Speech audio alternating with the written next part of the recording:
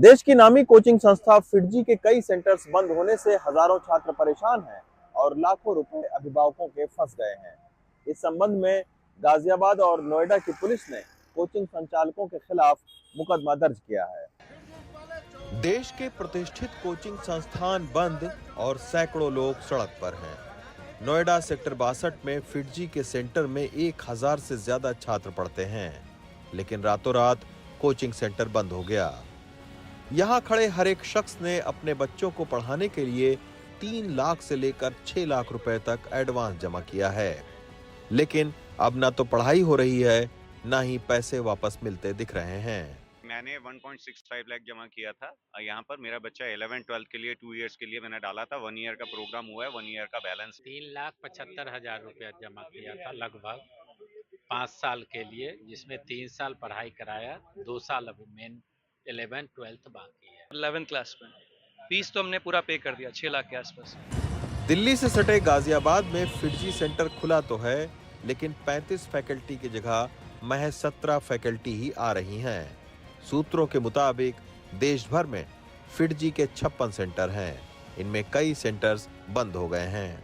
में हम फेडरेशन के तरफ से अपनी नजर बनाए हुए हैं और हम स्टैंड भी लेना चाह रहे हैं स्टूडेंट्स के लिए। अभी प्रायोरिटी ये है कि बच्चों का नुकसान एग्जाम टाइम में ना हो। अभी जेई की बहुत इंपॉर्टेंट परीक्षा चल रही है और आगे आने वाले समय में एडवांस्ड भी होना, और इन बच्चों के लिए कहाँ जाएं ये स्थिति बनी हुई है। पुलिस ने अब कई जगहों पर संचालकों के खिलाफ मामला दर्ज किया है, लेकिन सवाल ये उठता है कि जिन अभिभावकों ने पैसा जमा कर दिए हैं, उनको क्या पैसे वापस होंगे?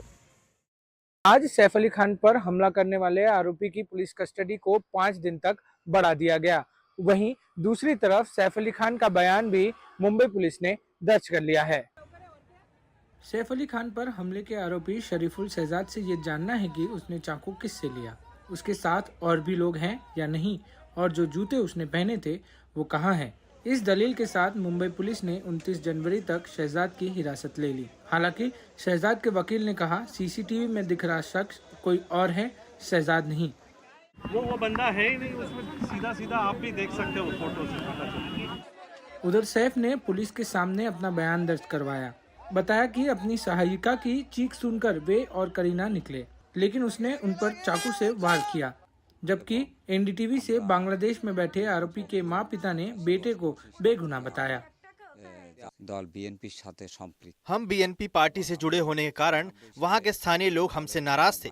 मेरा लड़का घर पर अच्छे से रह रहा था, लेकिन 7 जनवरी 2024 के बाद मुझे कहने लगा कि हम यहाँ नहीं रह पाएंगे, और उसके बाद वो कहाँ गया हमें नहीं पता था। बाद में हमें सुनने में आया कि वो भारत में है। इस घटना में वो जुड़ा है कि नहीं हमें नहीं पता। मेरा लड़का बहुत मेहनती है। वो ड्राइवर और मजदूरी का काम करता था। उसकी जेब में अगर 1 रुपया भी हो तो वो अपने माता पिता के लिए खर्च करता था। पुलिस इस मामले में सारी टूटी हुई कड़ियां जोड़ने में लगी हुई है। मोकामा गोलीकांड का मामला ठंडा होने का नाम नहीं ले रहा है। आज दूसरे दिन भी गोलीबारी की खबर है। हालांकि पुलिस ने इसकी पुष्टि नहीं की। इस मामले में सोनू की गिरफ्तारी हो गई है। वहीं अनंत सिंह ने अदालत में आत्मसमर्पण कर दिया है और उन्हें 14 दिन की न्यायिक हिरासत में पटना के बेऊर जेल भेज दिया गया है।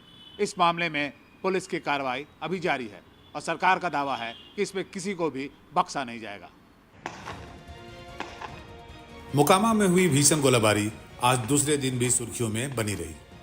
पिछले 24 घंटे में लगातार पुलिस के दबिश के बाद इस घटना के मुख्य अभियुक्त सोनू मोनू गिरोह के सोनू को गिरफ्तार कर लिया गया। वहीं उनके विरोधी पक्ष के मुख्य अभियुक्त पूर्व विधायक अनंत सिंह ने आज कोर्ट में सरेंडर किया। कोर्ट ने उन्हें 14 दिन की न्यायिक हिरासत में पटना के बेऊर जेल भेज दिया। कुल मिलाकर इस मामले में आज 3 लोग पुलिस हिरासत में गए। थोड़ा लोगों नीचे रखिए, बस आप बहुत ऊपर रखते हैं, नीचे रखिए ना। आत्मसमर्पण किए हैं। हम आपके लोगों से सबका हम लोगों को जानकारी मिली है। हम लोग सुरक्षा के दृष्टिकोण से यहाँ पर हमारी फोर्स और हम लोग यहाँ पे मौजूद हैं। हम लोग सभी प्रिकॉशंस ले रहे हैं ताकि कोई अनटूवर्ड्स इंसिडेंट नहीं हो, और जो भी माननीय न्यायालय का आदेश होगा उसके आलोक में बेहतर कार्रवाई की जाएगी। कल रात की घटना के बाद ये चिंगारी और सुलगती ही जा रही है।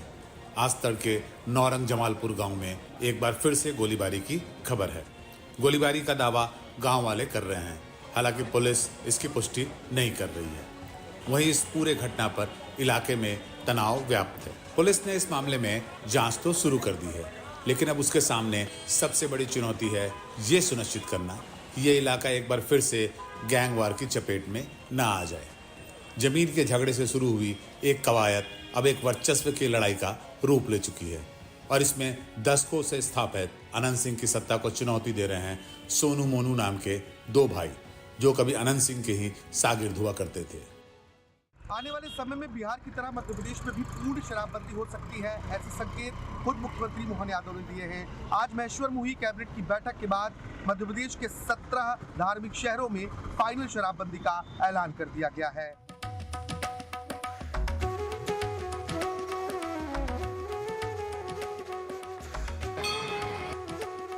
वो शहर जहां सहस्त्रार्जुन ने रावण को हराया, जहां परशुराम ने सहस्त्रार्जुन का वध किया, जो महान देवी अहिल्याबाई होलकर की राजधानी रहा, जहां आदि गुरु शंकराचार्य और पंडित मंडन मिश्र के बीच शास्त्रार्थ हुआ।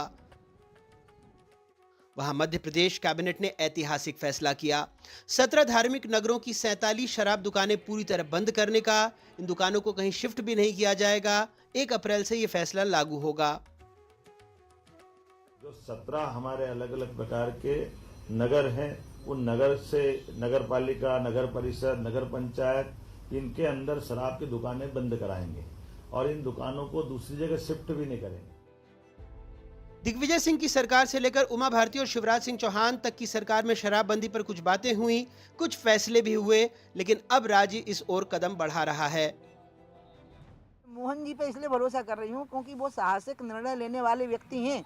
अभी तक के उनके 1 साल के कार्यकाल से ये बातें तय हो गई हैं और इसलिए मुझे लग रहा है कि वो इस निर्णय को भी ले सकेंगे और हम पूर्ण शराबबंदी की ओर बढ़ सकेंगे। वैसे इस फैसले से 450 करोड़ रुपए तक के राजस्व का नुकसान हो सकता है। वक्फ संशोधन बिल को लेकर बनी जेपीसी की बैठक में आज जबरदस्त हंगामा हुआ। हंगामे के बाद कमेटी में शामिल विपक्ष के 10 सांसदों को 1 दिन के लिए सस्पेंड कर दिया गया, जिसके बाद इन सभी सांसदों ने लोकसभा स्पीकर को पत्र लिखकर अध्यक्ष जगदम्बिका पाल के खिलाफ शिकायत की। आज की बैठक में जम्मू कश्मीर के अलगाववादी नेता मीरवाइज उमर फारूक ने बिल को लेकर कमेटी के सामने अपना पक्ष रखा। जेपीसी की बैठक में शुक्रवार को जमकर आरोप प्रत्यारोप लगे। विपक्षी सांसदों का आरोप था कि अध्यक्ष जगदम्बिका पाल बेहद जल्दबाजी में कमेटी की बैठक बुला रहे हैं। इसे लेकर बैठक में विपक्षी सदस्यों ने हंगामा खड़ा कर दिया, जिसके बाद इन सदस्यों को पूरे दिन की कार्यवाही से सस्पेंड कर दिया गया।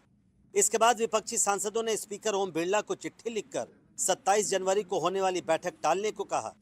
जगदम्बिका पाल ने अपने ऊपर लगे आरोपों को निराधार बताया। उसमें बिल में आके हंगामा करना, नारे लगाना, शाउटिंग करना, पहले बोला था क्लॉज वाइज होगा, उसने हम लोग का सात तक रात 11:30 बजे चेंज कर दिया और बोल दिया 25 में मीटिंग नहीं होगा। 24 and 27 we have folded the request chair. शुक्रवार को ही बैठक अहम इसलिए थी क्योंकि जम्मू कश्मीर के अलगाववादी नेता मीरवाइज उमर फारूक को अपना पक्ष रखने के लिए बुलाया गया था। फारूक को धारा 370 के प्रावधान हटाए जाने के 1 दिन पहले यानी 4 अगस्त 2019 को नजरबंद किया गया और सितंबर 2024 में रिहा किया गया था। बुनियादी लिहाज से जो वक्फ का मामला है वो एक बहुत ही सीरियस मसला है और उस पर जम्मू कश्मीर के लोग, खासकर एक मुस्लिम मेजॉरिटी स्टेट होने के हवाले से वहाँ के बहुत से लोगों के जो कंसर्न्स हैं, जो खदशात हैं इस वक्फ अमेंडमेंट के हवाले से प्रपोज जो है, उस हवाले से हमने एक डिटेल्ड मेमोरेंडम बनाया है। जेपीसी की अगली बैठक 27 जनवरी को बुलाई गई है। कमेटी अब अपनी रिपोर्ट तैयार कर रही है और अगली बैठक में रिपोर्ट के मसौदे पर सिलसिलेवार चर्चा होगी।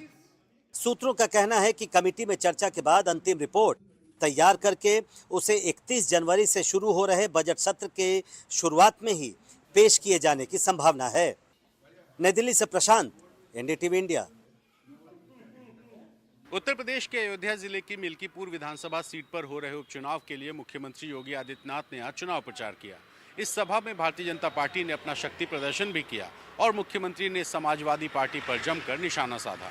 इस कार्यक्रम में मुख्यमंत्री ने मरसिया पढ़ने वालों की भी बात की और कार सेवकों के खून बहाने का भी जिक्र किया। मुख्यमंत्री योगी आदित्यनाथ जब मिल्कीपुर पहुंचे तो सामने भारी भीड़ थी। निशाने पर समाजवादी पार्टी।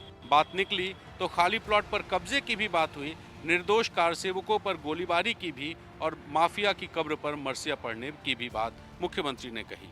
जिन्होंने सरयू मैया को कार सेवकों के खून से लाल करने का काम किया था, अयोध्या की गलियों में निर्दोष कार सेवकों पर गोलियां बरसाई थी, ये वही समाजवादी पार्टी है। अयोध्या में राम मंदिर का विरोध करती है, महाकुंभ का विरोध करती है। अयोध्या में आजकल एक राजनीतिक लड़ाई छिड़ी हुई है। ये मिल्कीपुर विधानसभा की लड़ाई है। सपा जहां अपनी सीट बचाकर ये जताने की कोशिश में लगी है कि फैजाबाद की जीत पीडीए की जीत थी, वहीं बीजेपी मिल्कीपुर जीतकर फैजाबाद की हार को तुक्के से हुई हार बताने में लगी है। महाकुंभ का एक ही संदेश या त्रिवेणी का एक ही संदेश, एकता से ही अखंड रहेगा ये देश, एकता से ही अखंड रहेगा ये देश। राम मंदिर की प्राण प्रतिष्ठा के बाद हुए लोकसभा चुनाव में अयोध्या जिले की फैजाबाद लोकसभा सीट पर जिस अप्रत्याशित तरीके से समाजवादी पार्टी की जीत हुई, उसके बाद मिल्कीपुर विधानसभा सीट का चुनाव सपा और भारतीय जनता पार्टी के लिए प्रतिष्ठा का चुनाव बन गया है। मिल्कीपुर से विधायक रहे अवधेश प्रसाद अब फैजाबाद के सांसद हैं। उनके बेटे अजीत प्रसाद मिल्कीपुर से सपा के प्रत्याशी हैं। वहीं बीजेपी ने चंद्रभानु पासवान को अपना प्रत्याशी बनाया है। मध्य प्रदेश सरकार 31 मई को खत्म होने वाले वित्तीय वर्ष से पहले 25,000 करोड़ रुपए का कर्ज लेगी। 5,000 करोड़ रुपए का कर्ज लेने की प्रक्रिया इस महीने शुरू हो गई है। बकाया अगले 2 महीनों में चरणबद्ध तरीके से लिया जाएगा। बजट से पहले मध्य प्रदेश की तिजोरी संभालने वाले वित्त मंत्री लोगों की राय सुन रहे हैं। हर तबके की अपनी डिमांड है। सरकारी तिजोरी कम पड़ रही है। मांग पूरी करने के लिए सरकार फिर से 5,000 करोड़ रुपए का कर्ज लेने जा रही है। मुझे लगता है कि चिंता की आवश्यकता नहीं है। जो कर्ज लिया उसको चुकाएंगे और नियमानुसार हम बराबर ब्याज सहित चुका रहे हैं और नियम प्रक्रिया से कर्ज ले रहे हैं। पिछले 5 साल में राज्य पर कर्ज का बोझ तेजी से बढ़ा है। मार्च 2020 की स्थिति में मध्य प्रदेश सरकार पर लगभग 2 लाख करोड़ रुपए का ही कर्ज था। 31 मार्च 2024 तक मध्य प्रदेश सरकार पर कुल कर्ज 3,75,000 करोड़ रुपए से अधिक का हो गया। अनुमान है कि इस वित्तीय वर्ष के खत्म होने तक राज्य का कर्ज 4,21,000 करोड़ रुपए हो जाएगा, यानी 5 साल में 2 गुने से ज्यादा का कर्ज। रिजर्व बैंक के मुताबिक देश में कुल कर्ज का 5% से अधिक हिस्सा मध्य प्रदेश का है। कर्ज लेने के मामले में मध्य प्रदेश देश में 9वें स्थान पर है। तो जो है ऐसे ही जो है ड्रेन हो रहा है पैसा, और ऐसे ही ड्रेन हो रहा है, इसी के लिए कर्जा लिया जा रहा है। ये हमारी सोच है। इस पर सरकार श्वेत पत्र जारी करे। वैसे खर्चे में सबसे बड़ी हिस्सेदारी लाडली बहना की है, जिसके लिए हर महीने लगभग 1,600 करोड़ रुपए देने पड़ते हैं। बाकी राज्य के विकास से जुड़े काम है। हालांकि 230 करोड़ रुपए से अधिक कीमत का जेट विमान खरीदने का प्रस्ताव, मंत्रियों के बंगले के रंग रोगन पर 18 करोड़ रुपए और मंत्रियों के लिए 5 करोड़ रुपए की SUV जैसे खर्चे भी इसमें शामिल हैं। दिल्ली में आम आदमी पार्टी और बीजेपी दोनों अरविंद केजरीवाल की सुरक्षा को लेकर आमने सामने हैं। दिल्ली की मुख्यमंत्री आतिशी ने केजरीवाल की हत्या की साजिश का आरोप लगाया, तो वहीं बीजेपी ने केजरीवाल को अपराधी बताया है। चुनाव आयोग के दखल के बाद पंजाब पुलिस ने अरविंद केजरीवाल की सुरक्षा वापस ले ली। आम आदमी पार्टी ने सुरक्षा को लेकर राजनीति करने का आरोप लगाया। अरविंद केजरीवाल जी को जान से मारने की साजिशकर्ता है भारतीय जनता पार्टी और अमित शाह के अंडर आने वाली दिल्ली पुलिस। आम आदमी पार्टी द्वारा बीजेपी पर केजरीवाल की हत्या का आरोप लगाने के आरोपों पर केंद्रीय मंत्री रवनीत सिंह बिट्टू ने पलटवार किया है। ये देश की सिक्योरिटी है, दिल्ली की सिक्योरिटी है, पुलिस है, कोई एक भी ऐसी चीज नहीं होगी, मैं जिम्मेदारी से कह सकता हूं। आम आदमी पार्टी और बीजेपी के बीच जारी विवाद पर चुनाव आयोग ने जवाब दिया। जो प्रिस्क्राइब्ड है ऑल ओवर द कंट्री, जो प्रिस्क्राइब्ड है फॉर ऑल प्रोटेक्टिव्स जो प्रोवाइडेड है, जिसकी जो भी श्रेणी है वो उसी हिसाब से काम होना चाहिए, वही हो रहा है। नेता की सुरक्षा तो महत्वपूर्ण मुद्दा है, लेकिन उससे भी महत्वपूर्ण जनता के मुद्दे हैं जिस पर चर्चा नहीं हो रही है। पुणे के कुछ इलाकों में दुर्लभ और गंभीर बीमारी गुलेनबारी सिंड्रोम अर्थात GBS का आउटब्रेक हो चुका है। अब तक 67 मामले सामने आए हैं। स्वास्थ्य विभाग इस बीमारी को रोकने के लिए पूरी तरह तैयारी में जुटा हुआ है। लगभग 2 लाख घरों का इस समय सर्वेक्षण चल रहा है। अब तक 67 से अधिक मामलों की पुष्टि हो चुकी है। जिनमें से 12 मरीजों को आईसीयू में भर्ती करना पड़ा है। यह बीमारी आमतौर पर वायरस संक्रमण के बाद होती है और पुणे में बढ़ते मामलों का कारण हाल ही में पहला वायरल संक्रमण को माना जा रहा है और दूषित पानी का भी एक कारण बताया जा रहा है। डॉक्टरों का कहना है कि शुरुआती पहचान और सही इलाज से मरीज पूरी तरह ठीक हो सकते हैं। स्वास्थ्य विभाग ने इस आउटब्रेक को नियंत्रित करने के लिए एक विशेष टीम गठित की है और सभी मेडिकल कॉलेजों और अस्पतालों को अलर्ट पर रखा है। 2 लाख घरों में सर्वे चल रहा है। राजस्थान में भ्रष्टाचार निरोधक ब्यूरो की बड़ी कार्रवाई हुई है। एसीबी ने जिला परिवहन अधिकारी के घर पे जो जांच की है उसमें पता चला है कि उन्होंने अपनी आय के मुताबिक 200% ज्यादा संपत्ति और धन इकट्ठा किया है। जिला परिवहन अधिकारी संजय शर्मा के 10 ठिकानों पे भ्रष्टाचार निरोधक ब्यूरो का छापा। 2023 से एसीबी की निगरानी में चल रहे संजय शर्मा के पास घर, प्लॉट, मुरादाबाद में 25 बीघा जमीन और अपनी भतीजी के नाम संपत्ति के दस्तावेज मिले हैं। हम लोग डबली श्योर होना चाहते हैं कि जो हम कार्रवाई कर रहे हैं वो सही फैक्ट्स पे है। 10% से ऊपर जो भी है वो उसका हम चालान करते हैं, तो ये तो 10% से कहीं ज़्यादा है, तो भी ये केस चालान योग्य हमारे लिए बनेगा। जनरल जो धारणा है वो कई डिपार्टमेंट्स के बारे में है कि वहाँ भ्रष्टाचार काफी होता है। जमीन और संपत्ति के साथ साथ भ्रष्टाचार निरोधक ब्यूरो की सूत्रों के अनुसार अधिकारी ने सोना में भी बड़ा निवेश किया है, इसलिए एक ज्वेलर की दुकान पे भी एजेंसी ने जांच की है। इसके साथ ही उनके 10 बैंक खाते और 3 बैंक लॉकर होने की जानकारी भी एसीबी को मिली है। 75 साल में पहली बार ऐसा हो रहा है जब कर्तव्य पथ पर गणतंत्र दिवस परेड में पिता पुत्र की जोड़ी एक साथ परेड में हिस्सा लेगी। कर्तव्य पथ पर गणतंत्र दिवस परेड की कमान है दिल्ली एरिया के डीओसी लेफ्टिनेंट जनरल भानीश कुमार के हाथों में।